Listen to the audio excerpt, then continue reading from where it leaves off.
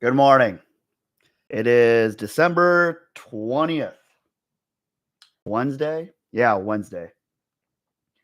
Man, work's been so crazy for me. Right now we're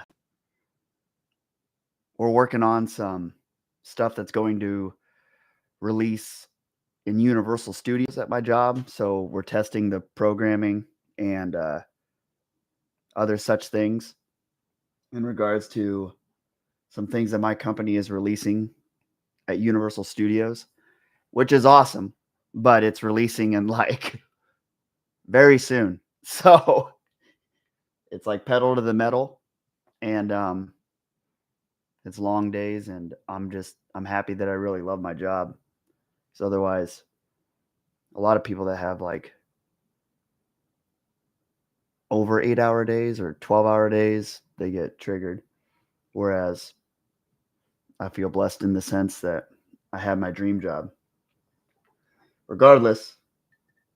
Oh, and this morning, like my sleep schedule, I changed it to where I usually wake up at 7. But now this morning I had to like restart these credit card printer servers, which if you walk into say a Shields or the MGM in Las Vegas, uh, there's credit card printers where you can walk up to said a counter or a department within MGM or a Shields sporting goods store, and they can instantly issue you a credit card, and those credit cards are printed on servers.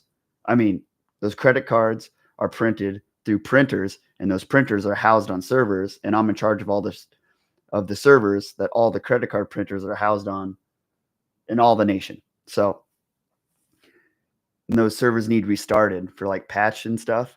And right now it's like if you're in the financial business, it's peak season right now. So we're restarting them more. So I had to wake up earlier for that. So I'm a little tired and groggy, but besides that, man, life's good. It's going fantastic. And in regards to these discussions, yesterday we finished up Galatians, and I was wondering where to go from there. I didn't know if I should just go and continue on in sequential succession to just go to the end of the Bible, but I'm going to pivot and I'm going to start from the story of Abraham, because I think, as I discussed in the Galatian discussions, I guess the proper words for that would be, as I communicated in the Galatian discussion, faith and how you orient that within your life. I think that's the most pivotal thing for you in order to sacrifice your logical reason and your current understanding of now in the belief that a better outcome can arise. And Abraham's story in the Bible is one which he was called by God to go to a land that God is going to show him, which is a big point. It's a subtle point, but it's big, that he didn't tell him where he was going. He just said go. And that's really prevalent, I think, today, when a lot of people feel lost and they don't know where to go. People are like scratching and clawing for a purpose. People are just dying to be a part of a group that represents a bigger message than themselves. And I don't even think people really critically think about the message that the group is pushing beyond the fact that it feels good to be included. It feels good to think that you matter, right? Which is true. You do matter. And so, yeah, I'm going to start in Genesis chapter 11, verse 28, which is, I believe, that's the part where it's just explaining some family tree line stuff. And the real story starts, I think, Genesis 12, if I remember correctly. I got to mute Discord. I don't know if you can hear that, but all right, that's done. All right, let's see here. Blah, blah, blah. Oh, that's Leviticus. That ain't going to work.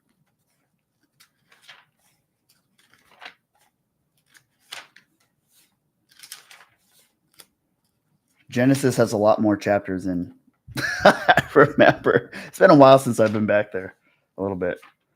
I read the Bible from front to back. And so I'll be discussing this, but probably in my own personal time, I'm going to continue on through Ephesians and then Philippians and just go all the way and finish through Revelation, I figure. Perhaps.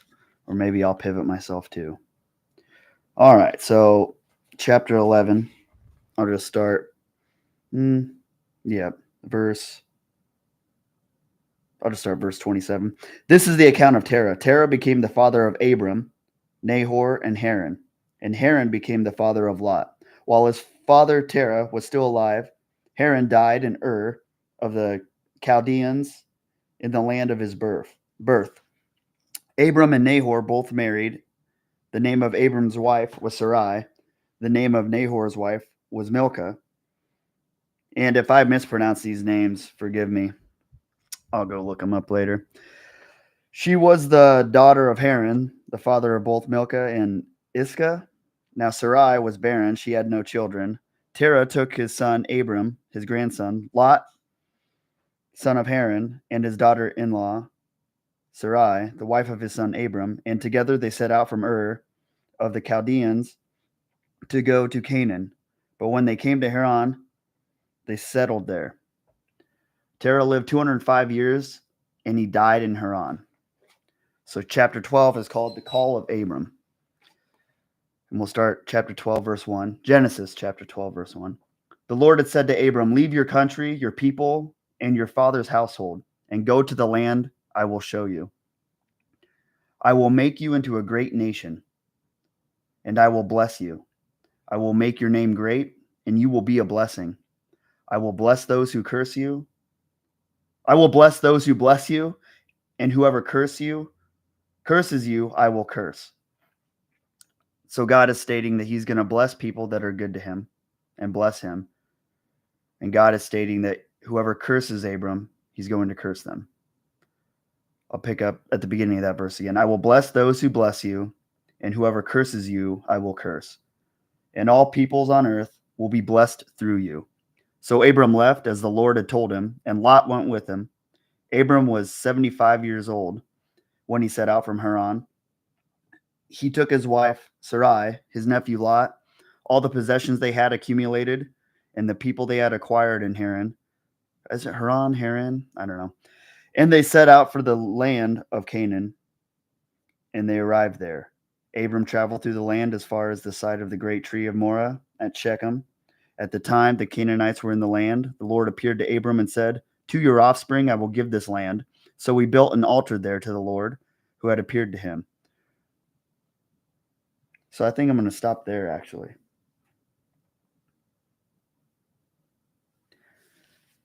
What's so important to me is really from, I guess what I see is at the very end of chapter 11, it just goes straight from Terah, Abram's father, dying. It states how long he lived and he died. And then it goes right to the Lord had said to Abram, leave your country, your people, and your father's household and go to the land I will show you. And then he starts stating all these things such as, I will make you into a great nation. I will bless you. I will make your name great and you will be a blessing. I will bless those who bless you, and whoever curses you, I will curse. And all peoples on earth will be blessed through you. That is a very heavy proposition that God is giving Abram. And it may state later on in the story, but it really doesn't say much about, maybe it was previously, but it doesn't state many personal details about Abram's life before that moment, before God called him. before God gave him instruction, which I think that's intentionally ambiguous because a lot of us can feel like our past can hold us back. And I think the way it's read here, it's like, well, it didn't really matter what happened. God has a plan for Abram. He has instructions he's going to give him. And God's like, do this, and I will make you into a great nation, and I will bless you. I will make your name great. Go to the land I will show you. God didn't bring up accounts of what Abram had done before. And that's really freeing. We can pin ourselves down so hard from stuff that's happened to us in the past, and we can start using that lens in a negative sense and start thinking about how the glass is half empty rather than half full. I was just thinking about this earlier. It's like I have a problem when I love learning so much and I'm so obsessed with it and passionate about it, which I believe is intentional in how God made me. But I can twist that in a negative sense to have the perspective of how much more I need to learn rather than what I learned in any given day. Like for instance, yesterday I worked on a lot of things, but I didn't have the time allotted to me or the capability to sit down and really like study things. I had to work like actionable items. I had to apply my knowledge more than expand the knowledge base. And days like that, at the end of the day, it can drive me nuts where I'm like, I didn't learn X, Y, and Z, and I'll totally disregard everything about, but I put it into practice A, B, and C, right? I put skills that I knew into practice or skills that I'm becoming familiar with. And that's so valuable because people can learn all day and never apply it.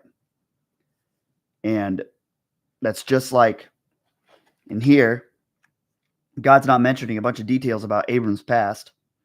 And he's just telling him, hey, do this and I will bless you. And it's like, that's really good because the emotional and like psychological hooks that we can like attach to our past, you can just keep them there no matter what God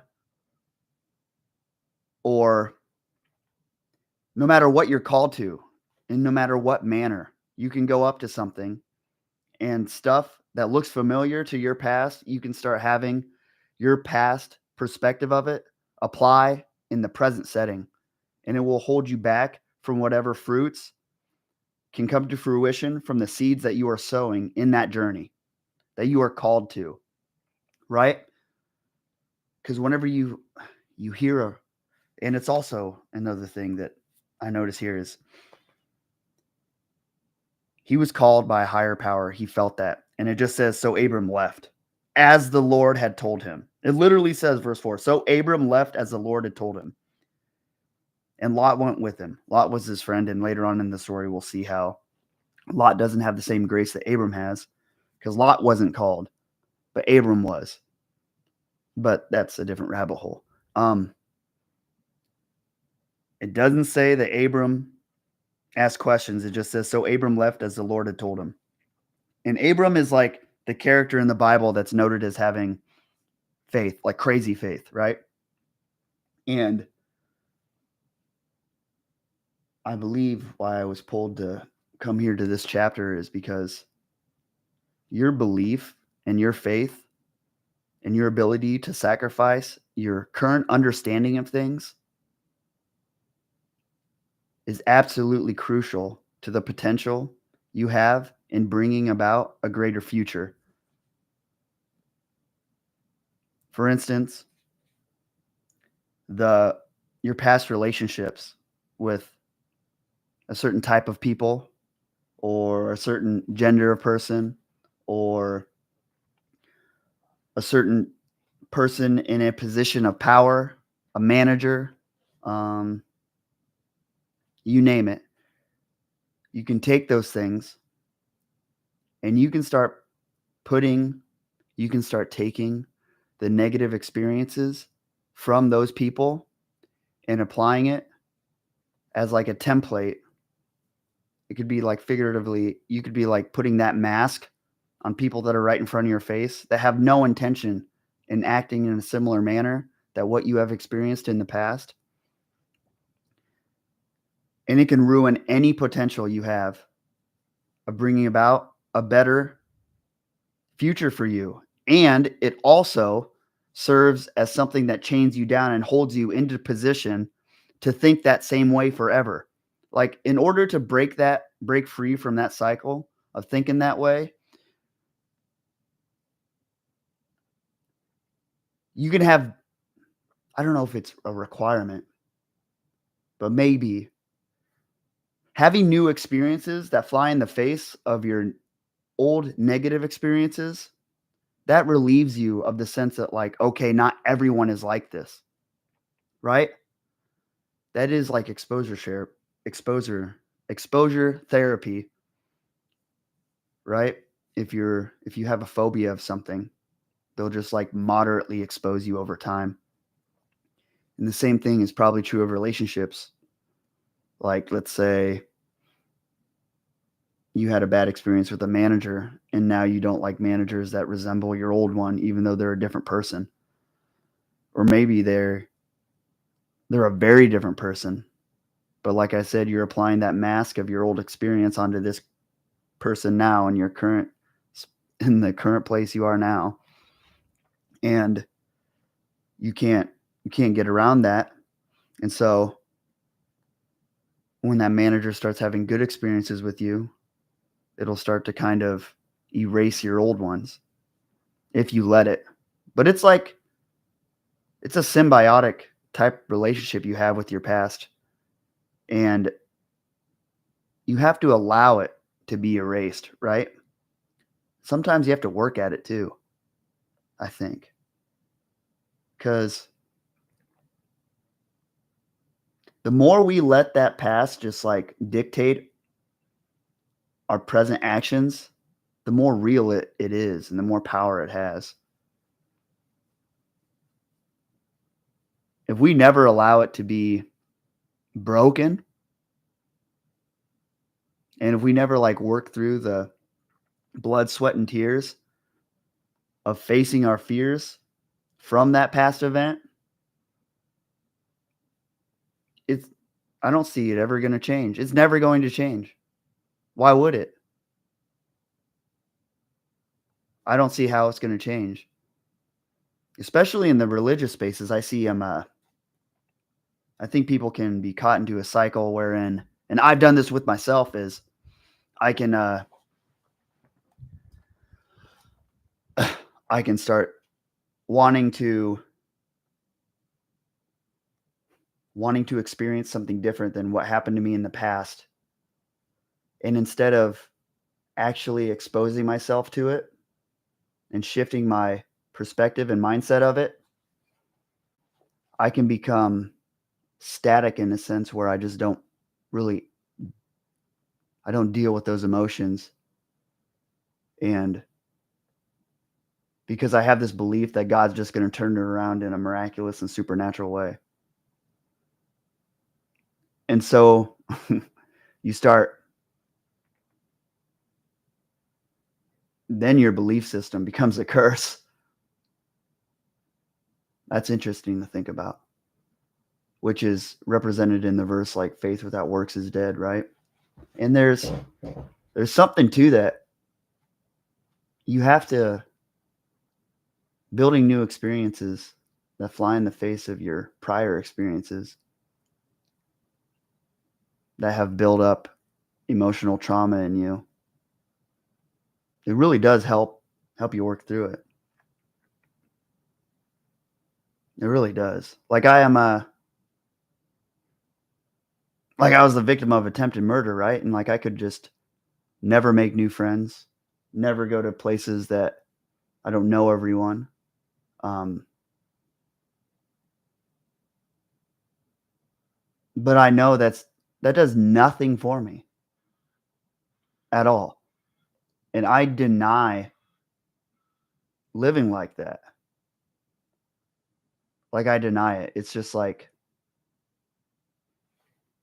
whenever I'm trying to think about perspectives in life and like different ways of thinking, I try to detach myself and I'm like, how is this going to benefit me, period? Like, how is this in the way I interact with the world? How is this going to work? And how is this, an even greater question is, how is this going to benefit others through me? Right. And I'm just like, is having this belief really going to enable God to do anything through me? Or am I fighting against my own calling by hanging on to this? So that's why I love Abraham, because he's just like, so Abram left as the Lord had told him. I mean, it's all right there. So Abram left as the Lord had told him. As the Lord had told him.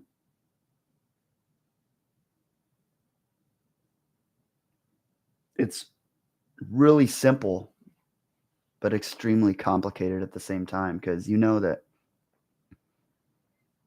he had stuff where he was.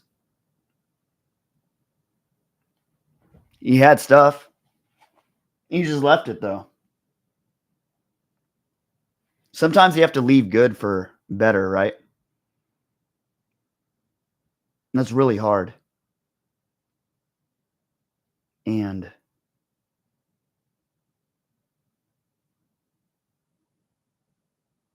the fear of the unknown is so real to me. Like being a person of habit and structure, I'm just like, especially someone obsessed with learning, my days are like cyclical in the sense where I'm trying to build these important areas of my knowledge base every day, right? Every single day. And sometimes I feel just called to just leave an area, even just for a said segment of time of like 24 hours. And that can feel scary because it's like, what am I missing out on learning in the area that I want to know more in? But in order to bring about things that are greater than what you currently have, you have to be able to set down what you currently have and sacrifice your logical reason and understanding in order to bring about any of that. Hi, Sharice. What's interesting about Abraham's story is he did all of this moving around. He dragged his wife with him. She didn't get a say so. She went along with it, but was so impacted by it and not for the good. So yes, God can call you to step out. But when you are accountable to other people, it's not as easy. Singleness is a gift. You can do what you want, but I call to leave for a new job. But if I call to leave for a new job, I can't. Yeah, I think. I mean, I just think in the story, it's just so Abram left as the Lord had told him.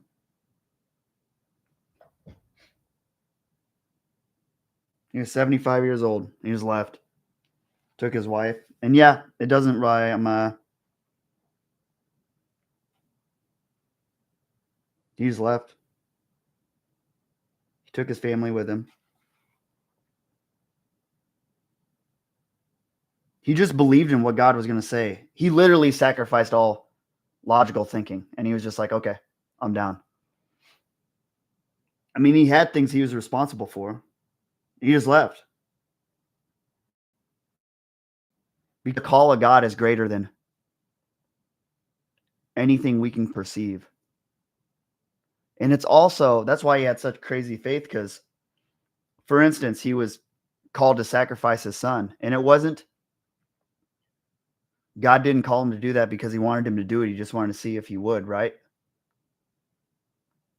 Because he stopped him. He stopped Abraham before he sacrificed his son. And it's like,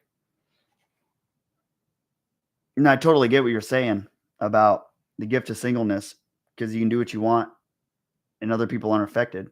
But that's not true, because just because I'm single, there's people that rely on me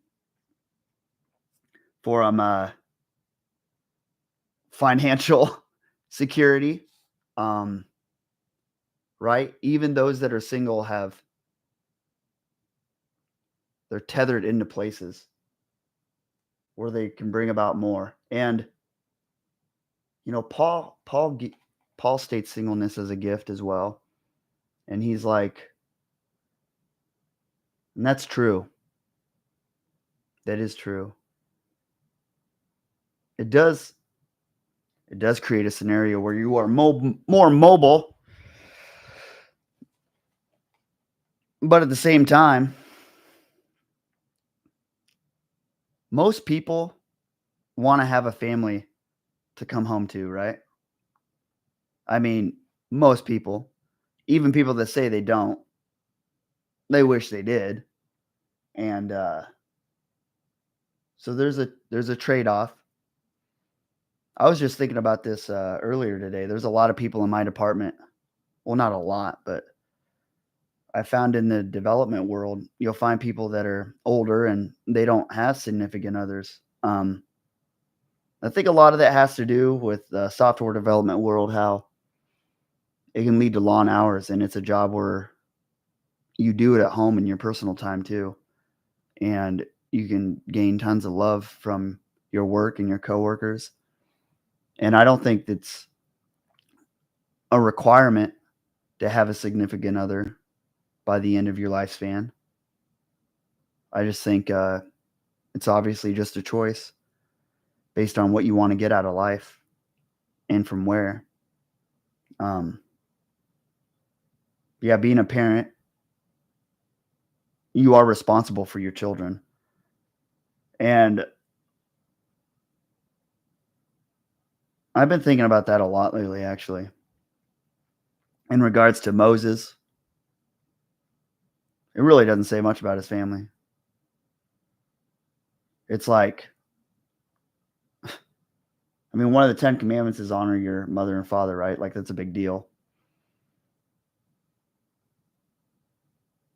It's interesting to me how a lot of the major characters of the Bible, it seems like they were called in a way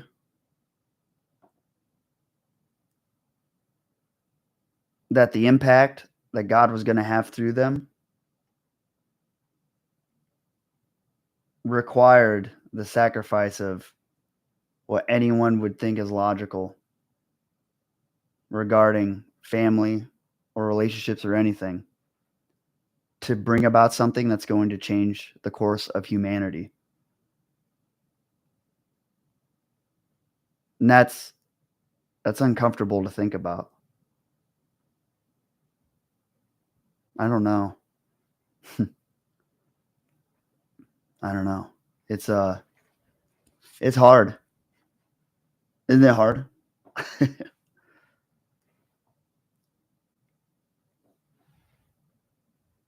He left, but there are other characters, and we forget about their stories. I heard a preacher preach on Hagar, and it was beautiful. She was innocent bystander, and she had faith.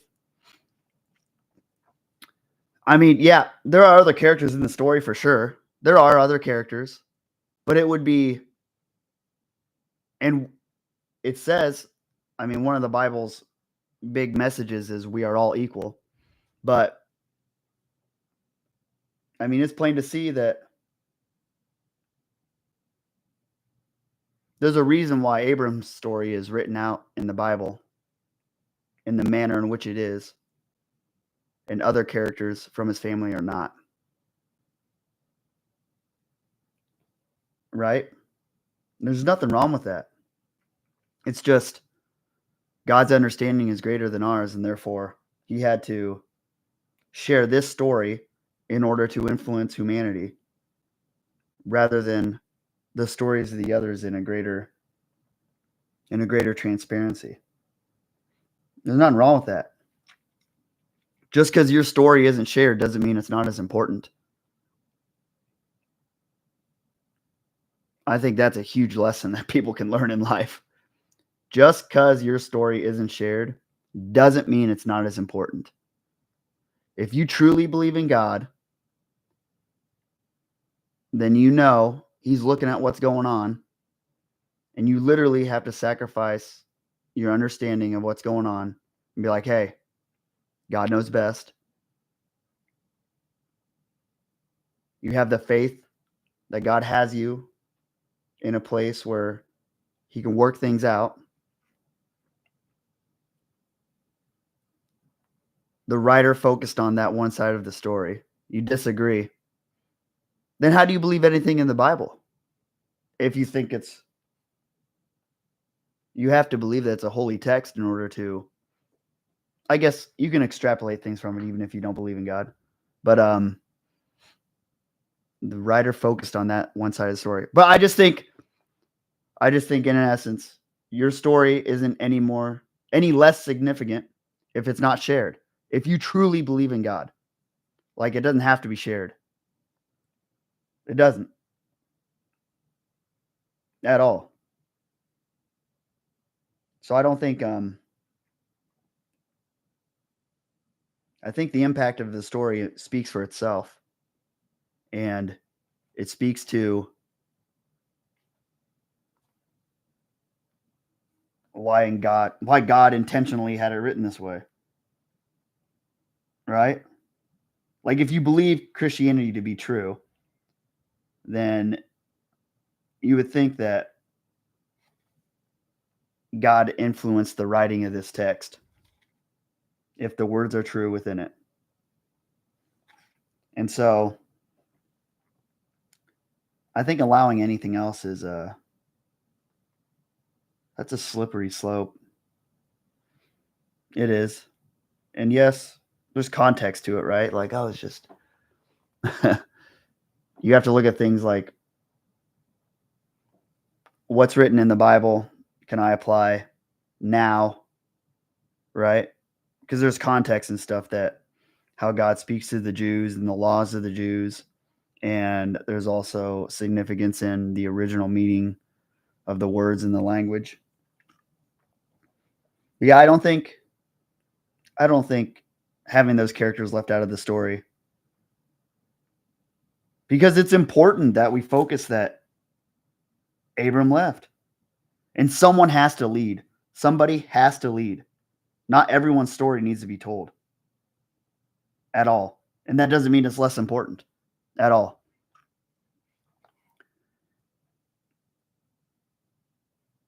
The Holy Spirit reveals so much in between the lines. The fact that his wife was Hagar and was mentioned means God's wanting you to dig deeper and ask further questions, which God then reveals. Yeah, it can. I totally agree. I agree with that. Yeah, I think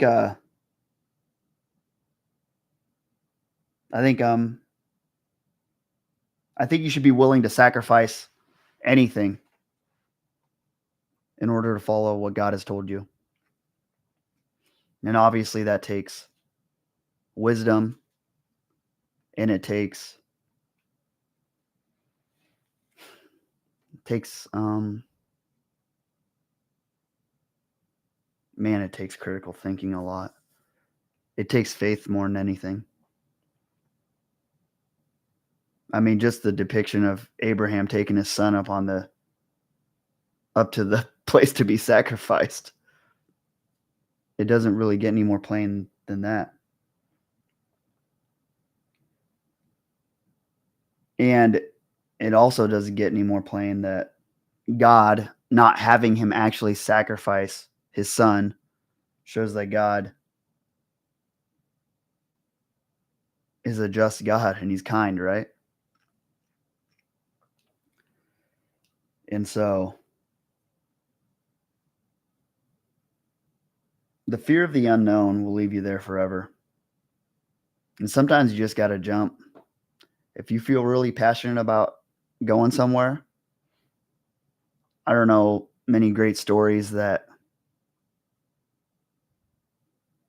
begin with someone walking into something comfortably. Not in my personal experience, nor nor are the historical accounts that I've read. Many of them, right? There's usually great opposition that has to be climbed. Otherwise, it wouldn't require faith at all. So I love that Abram just left as the Lord had told him. That's so important, as the Lord had told him. And you can look at that as he is acting out in accordance with his belief that is routed to an outside source that is outside of his understanding and reason. And that takes faith.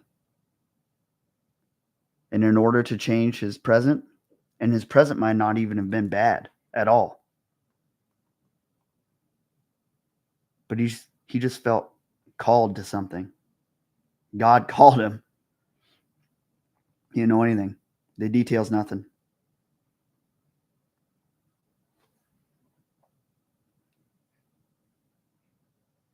And that's so hard. Because people get so caught up in this world now. There's times when I feel extremely blessed to be single and not have a family and everything.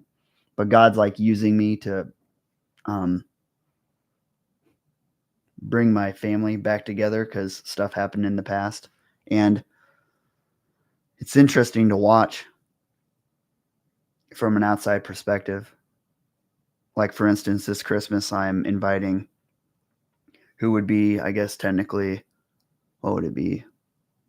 A step grandma, who my grandfather married after my original grandma, right? And it's interesting because they weren't going to have a Christmas. So I'm inviting them. I invited them over to this one because, yeah, you shouldn't spend Christmas alone, right? And people can get so caught up in like family trauma and emotional trauma. And I'm just like, what is that going to do for any of us now moving on into the future? You can just, like I always say, if you're looking for an excuse not to do anything and not to pursue more, you're going to find it. This world is filled with evil stuff. And it's easy to sit there and not make yourself cry or do things that are uncomfortable. It's easy to not do it. It's really hard to have like crazy faith. But the more I have done that, the more that God has used me to bring people together in really weird ways. And it's so counterintuitive. Like, it's like everything in my body tells me, not those people, but I've been in situations where everything is telling me, don't talk to them. Don't do that. But I know that's not the way, right? That's not correct. And just that takes faith. Untethering yourself with the past takes faith. You didn't disconnect at that time. My cat just jumped up.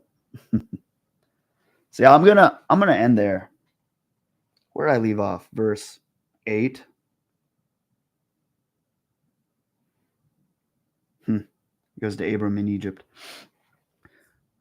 So you should detach yourself from the things going on around you and just think about, if I could just disregard my feelings in a sense where I could be courageous and face the monster at the end of the dungeon and secure the treasure, there's going to be fear involved in that.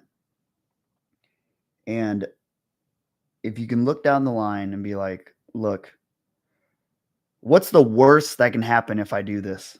And you run through that, you can even write it down, and then you look at it and it's like, okay, now you have a grasp of that. And then you start looking at it and be like, what's the best that can happen? And you start writing that down. Usually the best outweighs the worst even if it doesn't feel like it. Sometimes that helps me. I go through like this mental exercise where I'm like, if I was the best rendition of myself that I could ever possibly think of, what would that person do right now? And then I just do that. And that's what I do. And it's helped me a lot. And it's taken a lot of faith. I disregard things around me all the time. And God has blessed me immensely for it. I can't think of a single time where I've not done something out of pure faith that seemed really stupid at the time that I've not ended up in a better position than before I enacted that action ever.